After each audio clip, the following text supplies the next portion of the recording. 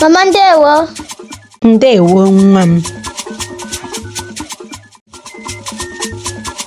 Mama, gịnị mere Azụmbe ji gbawa agbawa?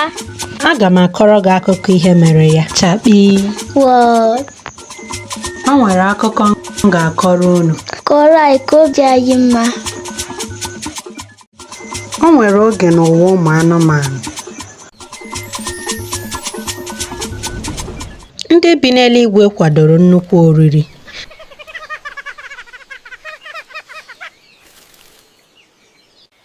Ha kpọrọ nnụnụ niile ma akpọghị mbe. Mbe bụ onye aghụghọ ma nwekwa ọgụgụ isi. Ọ gara na be nnụnụ niile dị iche iche ma rịọ nke ọbụla ka o nye ya otu nku.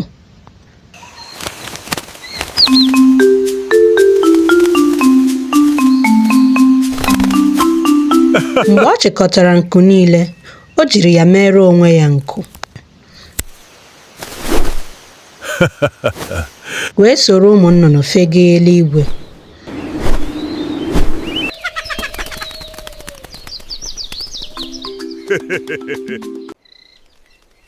Aha m bụ unu niile. Mgbe ha rutere, mbe gwara ha na aha ya bụ unu niile. Mgbe ọbụla a sịrị na nri a bụ maka unu niile, mbe rie ihe niile naanị ya. Mgbe nnụnụ niile matara aghụghọ mbe, ha were ezigbo iwe ma nara ya nku ha niile. Ugbu a mbe enweghịzi nku.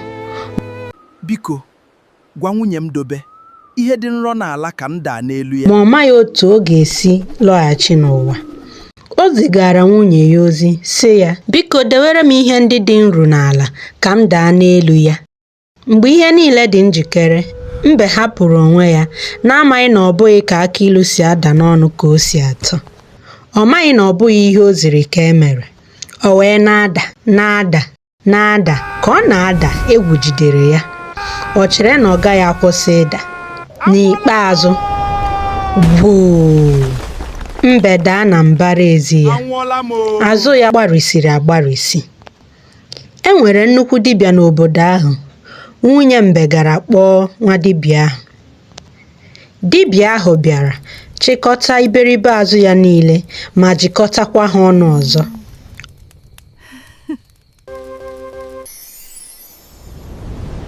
Ọ bụ ya mere Azụmbe jiri gbawa agbawa. Mbe bụ onye anyaukwu na aghụghọ. Kedu ihe ị mụtara? Anyaukwu na aghụghọ adịghị mma. Ọ bụrụ na akụkọ a masịrị gị, biko pịa like, kesara ya ndị ọzọ, ma soro anyị na Instagram, TikTok na Facebook. Ha niile bụ n'ụwa Igbo. Ka anyị na-echekwa asụsụ na omenala Igbo otu aka n'otu oge. Ka ọ dị, nọdụnụ nke ọma ka anyị hụ mgbe ọzọ n'ụwa.